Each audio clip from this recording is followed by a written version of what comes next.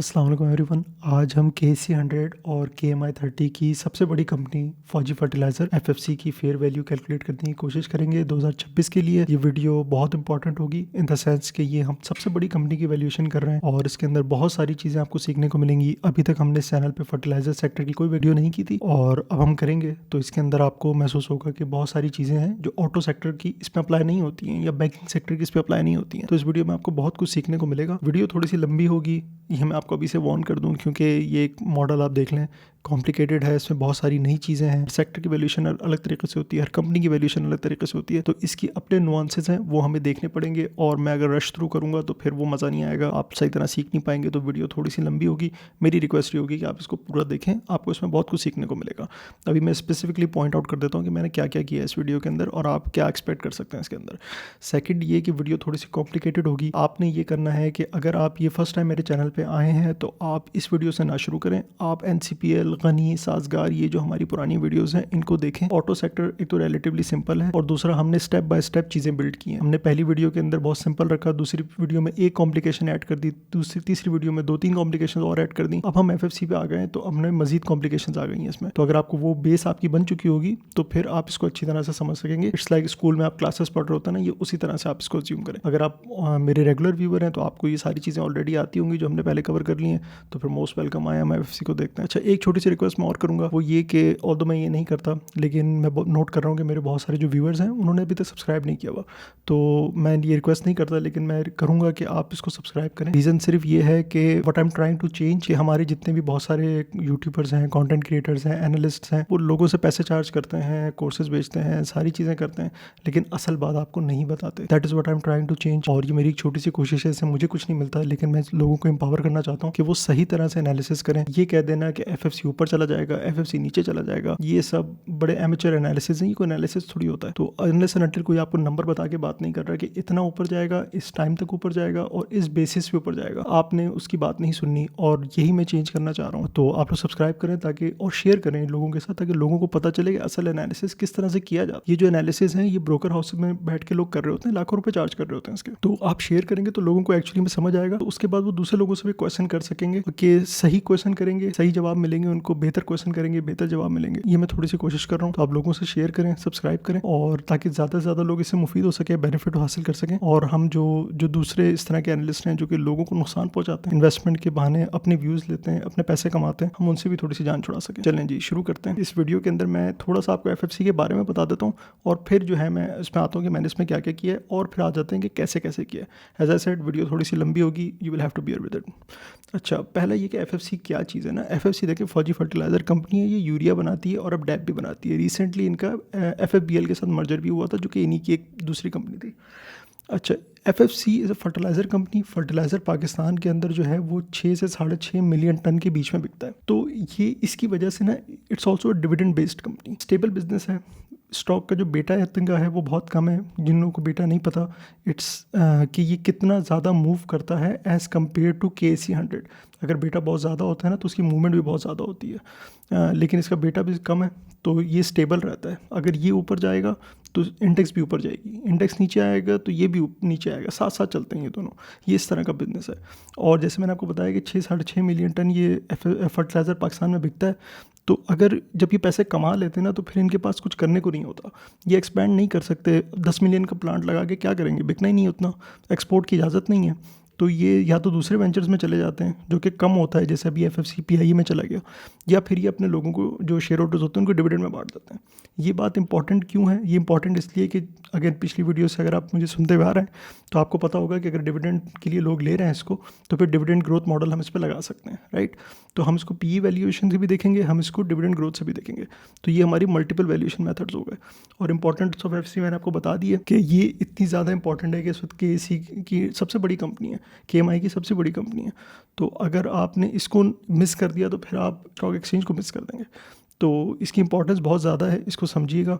अच्छा, मॉडल मैंने आपको बता दिया कि पिछले जो मॉडल्स हैं उनको आप देख कर आइएगा।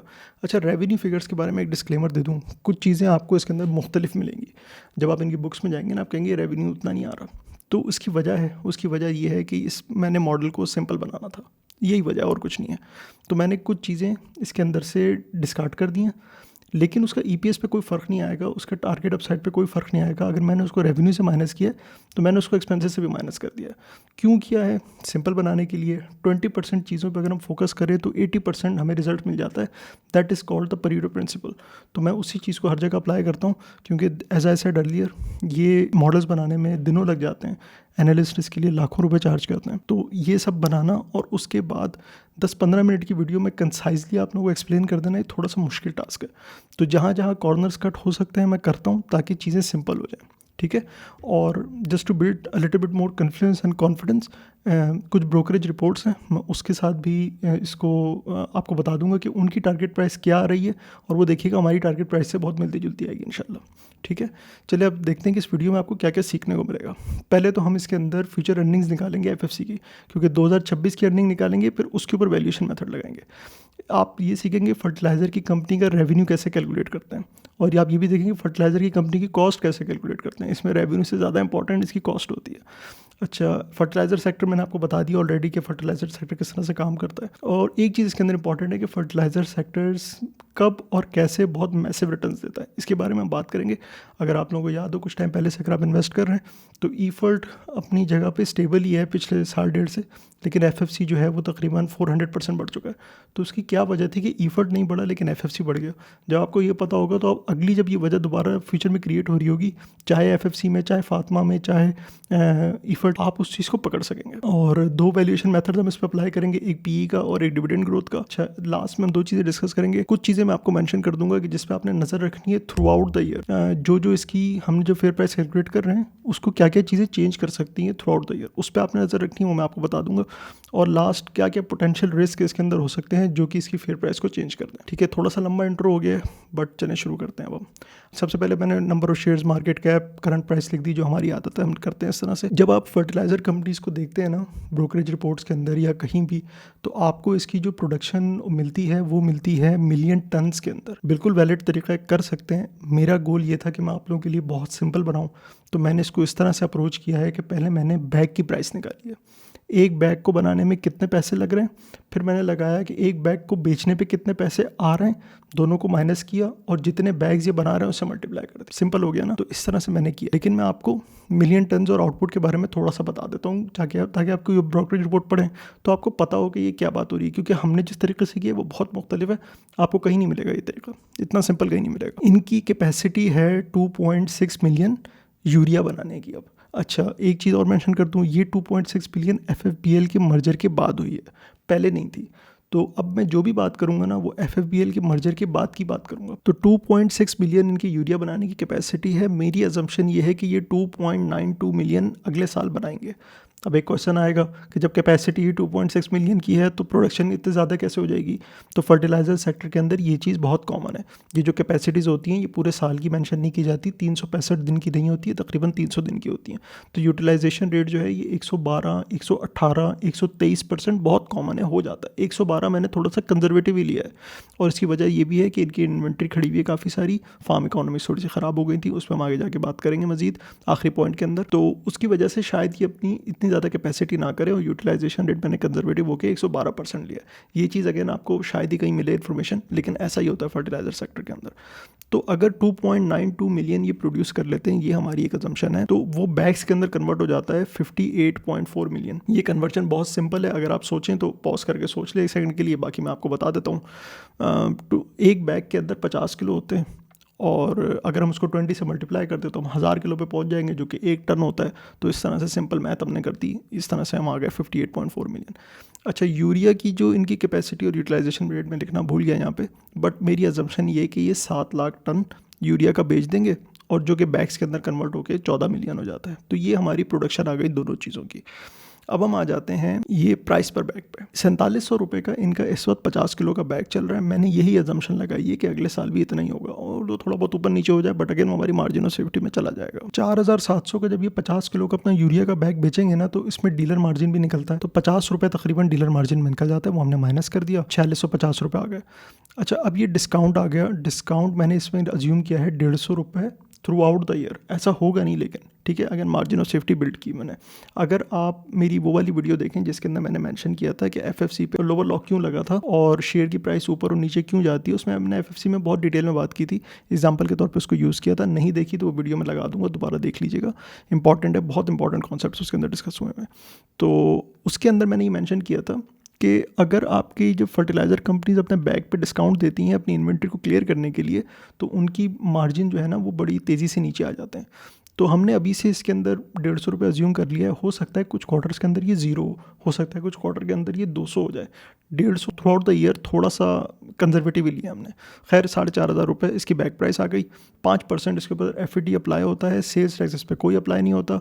तो 4,275 रुपये इनकी रिटेंशन प्राइस आ गई। रिटेंशन प्राइस क्या होती है? रिटेंशन प्राइस वो होती है जो कंपनी को मिलती है at the end of the day सारी चीज़ें निकालने के बाद, ठीक है। तो डिस्काउंट भी निकाल दिया, डीलर मार्जिन भी निकाल दिया, एफईडी भी निकाल दिया, जो कंपनी के हाथ में आए पैसे एक बैग बेच के वो आए 4,500 रुपये के करीब। अब हम आ जाते हैं इसकी कॉस्ट के ऊपर। कॉस्ट थोड़ी सी कॉम्प्लिकेटेड है। मैंने इसके अंदर आपको पर टन और पर बैग की फीड की कॉस्ट अलग लिख दी और फ्यूल की कॉस्ट अलग लिख दी। आप इसको यूँ समझें कि इसमें 3 किस्म के एक्सपेंसेस होते हैं जो कि इसकी कॉस्ट ऑफ गुड्स सोल्ड के अंदर जाएंगे। 2 किस्म की गैसेस होती हैं, एक को हम फीड कहते हैं, एक को हम फ्यूल कहते हैं। दोनों के रेट अलग होते हैं, दोनों के सेल्स टैक्स वगैरह अलग अलग होते हैं और दोनों की क्वांटिटीज़ भी अलग अलग होती हैं। तो मैंने सब कैलकुलेट करके सिंपल करके आपके लिए लिख दिया है कि पर बैग की फीड की कॉस्ट क्या है, पर बैग की फ्यूल की कॉस्ट क्या है और टोटल एनर्जी कॉस्ट जो है ना वो पर बैग आ गई यहाँ पर। बल्कि मैं काम करता हूँ आपको उसकी वर्किंग भी दिखा देता हूँ। ये चीज़ वही बात है, आपको कहीं मिलेगी तो नहीं, कोई बताएगा भी नहीं है आपको, तो मैं आपको दिखाई देता हूँ। या मैंने अपने लिए की हुई थी। तो ये देखें फीड की जो कॉस्ट है ना वो इस वक्त 580 चल रही है और इस पर 25% सेल्स टैक्स लगेगा, तो ये 29 इसमें ऐड हो जाएंगे, 609 का हो जाएगा। इसकी 1 टन बनाने में ना तकरीबन 24 लगती हैं, 24 MMBTU। तो ये आपकी पर टन की टोटल कॉस्ट आ गई। बैग से मल्टीप्लाई कर देंगे तो ये टोटल हो जाएगा और बैग से डिवाइड कर देंगे तो ये 730 इसकी टोटल पर बैग फीड की कॉस्ट आ जाएगी। सेम गोज़ फॉर फ्यूल, इसकी कॉस्ट अलग है। जैसे मैंने आपको बताया ये 1580 रुपये पर MMBTU है। इस पे सेल्स टैक्स लगता है डिफरेंट, वो 284 हो जाता है।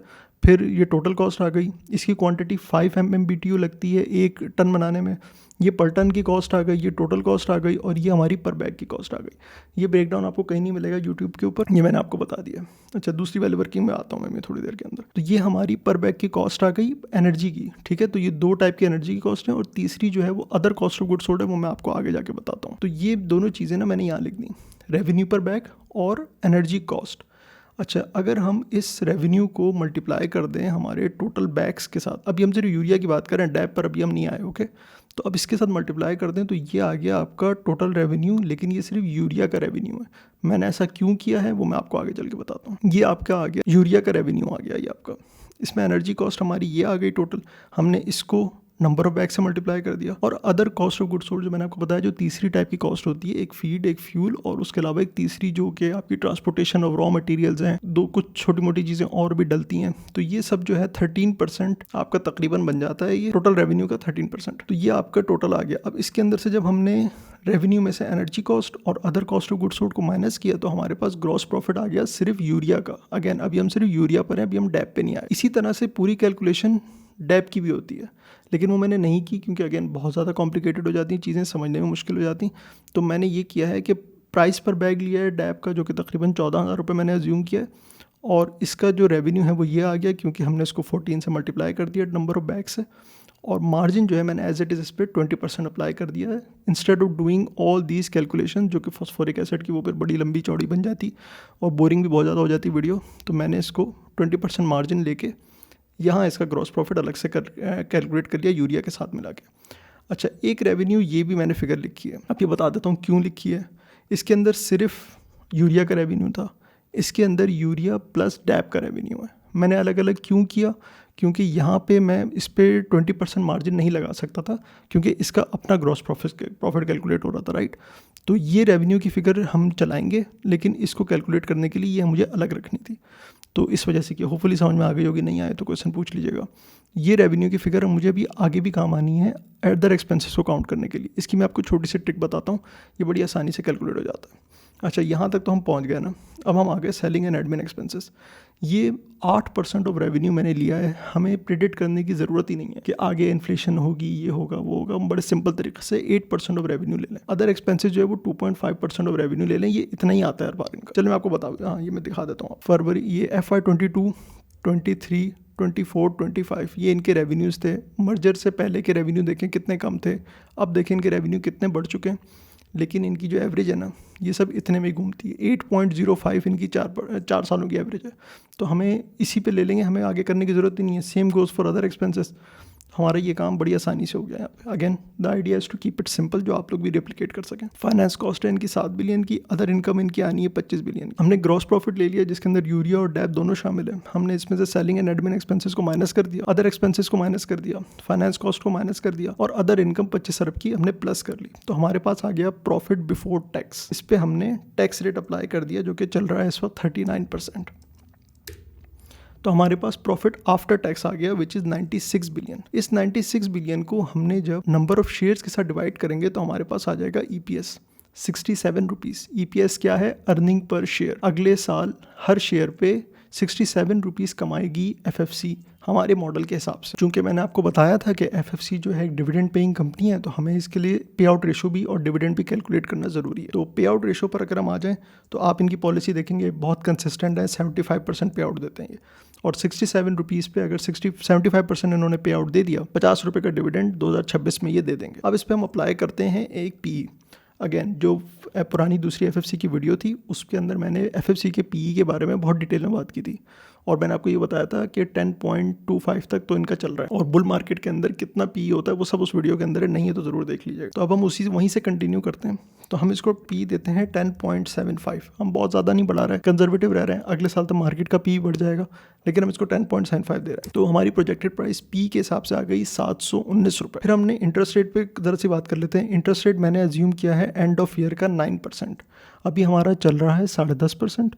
मैंने एज्यूम किया है कि साल 2026 के अंदर दिसंबर तक ये 10.5 से कट के 9% पे आ जाए। तो 9% मैंने एज्यूम किया है। पे आउट इनका 75% है, तो इसमें से 2% माइनस करके मैंने डिविडेंड यील्ड का रेट ले लिया 7%। और जब हमने इस अर्निंग को इसको जब हमने इस पे 7% से डिवाइड किया ना, तो 716 रुपीज़ का आंसर आ गया।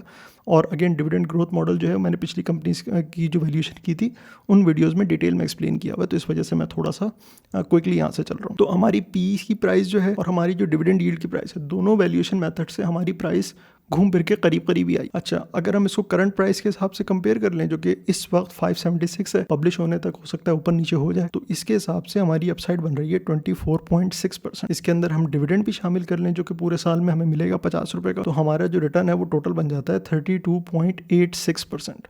अब मैं आप लोगों को एक मैजिक दिखाऊं। मैजिक देखें आप यहाँ आके।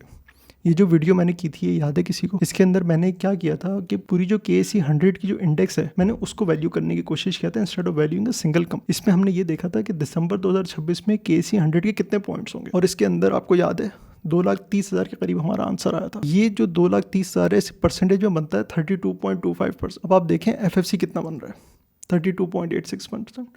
आपको याद है मैंने शुरू में बात क्या कही थी, इसके स्टॉक का बेटा कम होता है। ये इंडेक्स के साथ ही ऊपर जाता है और इंडेक्स के साथ ही नीचे आता है, और कभी कभी ये इंडेक्स को नीचे ले जाता है और यही इंडेक्स को ऊपर ले जाता है, जो हमने अभी देखा भी था लास्ट टाइम जब लोअर लॉक लगा था, पूरी इंडेक्स नीचे आ गई थी, क्योंकि इसका वेट बहुत है। मैं ये नहीं कह रहा कि ये 1-1 मूव करेंगे एक साथ, ऐसा नहीं होता, लेकिन ये सिमिलर डायरेक्शन में मूव करेंगे और बहुत करीब रहेंगे एक दूसरे के। तो ये हमारा एक और कॉन्फिडेंस बिल्ड हो गया कि हमने अगर स्टॉक मार्केट को वैल्यू किया तो भी तकरीबन 32-33% आ रहा था, हमने FFC को वैल्यू किया तो भी 32-33% आ रहा है। तो इससे हमारे कन्विक्शन में मज़ीद इजाफा होता है कि हमने जब जिस तरह से भी इसको किया है ना, हमारे पास यही अपसाइड आ रही है ऑलमोस्ट। अच्छा, अब हम एक काम करते हैं। मैंने एक आरिफ हबीब की रिपोर्ट पढ़ी थी, मैं उसको भी आपको दिखा देता हूँ। उसके अंदर इनकी टारगेट प्राइस आ रही थी 712 रुपये। तो हमारे पास और थोड़ा सा कॉन्फिडेंस बिल्ड हो गया कि किसी और ब्रोकर ने भी इसको जब किया, किसी और एनालिस्ट ने भी, तो हम उसकी प्राइस भी तकरीबन सिमिलर ही आई है। ऑल्दो ये जो एनालिसिस है ये मुझे बिल्कुल भी पसंद नहीं आया, ये मैं आपको बता भी देता हूँ थोड़ा सा। उसकी वजह ये थी कि जैसे हमने लाइन बाय लाइन आइटम चल के पूरा हमने डिटेल में इसको कवर किया ना, इस तरह की ऑल्दो इनकी डिटेल्ड स्ट्रेटजी रिपोर्ट है ये, इसके अंदर कुछ भी इस तरह की चीज़ें मेंशन नहीं हुई हुई, बहुत ही बेसिक और शैलो एनालिसिस है ये। और देखें इसमें बुक वैल्यू पर शेयर जैसी बातें हो रही हैं, प्राइस टू बुक रेशो जो कि बड़ी आर्काइक हैं, इसका कोई मीनिंग नहीं है, इसकी कोई यूज़फुलनेस नहीं है इसकी। आप देखें 99.51 का अगर बुक वैल्यू पर शेयर चल रहा है तो क्या हम 600 रुपये से प्राइस को कम करके क्या 99 पे ले आएंगे? इट इज़ मीनिंगलेस, इसकी कोई वैल्यू नहीं है। लेकिन हमारे यहाँ ऐसे ही एनालिसिस हो रहे होते हैं अनफॉर्चुनेटली। तो इसी चीज़ से मुझे इख्तलाफ है और as I said in the beginning of the video, यही चीज़ मैं चेंज करना चाह रहा हूँ। हमारे पास ये कॉन्फिडेंस बिल्ड हो गया कि 700 सवा 700 के आसपास इसकी शेयर प्राइस हो सकती है दिसंबर 2026 तक। डिविडेंड भी ऐड कर लेंगे तो आपका रिटर्न जो है वो 766 रुपीज़ तक भी हो सकता है। तो 32.86% की अपसाइड है। कोई फाइनेंशियल एडवाइस नहीं है, ये सिर्फ एक एजुकेशनल वीडियो, इसको इसी तरह से देखिएगा। अच्छा, अब हम बात करते हैं कि क्या क्या चीज़ें इसकी फेयर प्राइस को बदल सकती हैं। तो एक तो ये कि जब इनकी ये 4700 की प्राइस अगर ऊपर या नीचे हो जाए तो ये डेफिनेटली इस चीज़ को बदल सकती है। डीलर मार्जिन में कोई ऐसा फ़र्क नहीं आना। डिस्काउंट जो है ये आपका बिल्कुल बदल सकता है और ये मैंने आपको शुरू में बता भी दिया है। तो मैंने 150 रुपये की अजम्पशन ली है, थोड़ी सी मार्जिन ऑफ सेफ्टी बिल्ड हो जाए। अच्छा, दूसरी ये फीड की और फ्यूल की कॉस्ट भी इनकी चीज़ें बदल सकती हैं, लेकिन चांसेस इसके बहुत कम है। ये जो मैंने आपको कहा था कि फर्टिलाइज़र कंपनी मैसिव रिटर्न्स कब देती हैं, ये मैं आपको बता देता हूँ। जब ये कॉस्ट चेंज हो जाए ना इनकी, ये गवर्नमेंट रेगुलेटेड होती है यूजुअली, जब ये चेंज हो जाए ना तो फिर मैसिव स्विंग्स मिलते हैं। इस वक्त ईफर्ट और एफएफसी के अंदर ये फ़र्क क्यों आया है कि ईफर्ट खड़ा रह गया अपनी जगह पे और एफएफसी 400% बढ़ गया? उसकी वजह सिर्फ ये थी कि एफएफसी को ये गैस 580 की मिलती है और ईफर्ट को तकरीबन 1600 रुपये की मिलती है। तो उसकी वजह से उनकी कॉस्टिंग इतनी ज़्यादा हो जाती है कि उनको अपनी वो कम्पीट नहीं कर पाते मार्केट के अंदर, उनको बहुत ज़्यादा डिस्काउंट देना पड़ता है, उनको अपने मार्जिन भी ख़राब करने पड़ते हैं, तब वो जाके एफएफसी से कम्पीट कर पाते हैं। तो अगर कभी फ्यूचर में आपको नज़र आए कि किसी की गैस प्राइसेस चेंज हो रही हैं तो आपने फ़ौरन इसको लगा के देख लेना है और आपको पता चल जाएगा कि कौन सी कंपनी का रेवेन्यू क्या होगा, उसकी कॉस्टिंग क्या होगी और उसके नेक्स्ट प्रॉफिट्स क्या होंगे। और वैल्यूएशन जब आप अप्लाई करेंगे, जो हमने सीख लिया काफ़ी दफ़ा, तो आपको फ़ौरन उसकी फेयर प्राइस का पता चल जाएगा और आप बड़ी कन्विक्शन के साथ उसके अंदर इन्वेस्ट कर सकेंगे अगर आप चाहेंगे अपनी उस पर, अपनी रिसर्च पे। तो ये हमारा मॉडल यहाँ पे कंप्लीट हो गया है। अच्छा, पोटेंशियल रिस्क पे थोड़ी सी बात कर लेते हैं। पोटेंशियल रिस्क जो हमारा सबसे बड़ा है वो क्लाइमेट का इशू ही है जो फर्टिलाइज़र सेक्टर को प्लेग कर रहा है।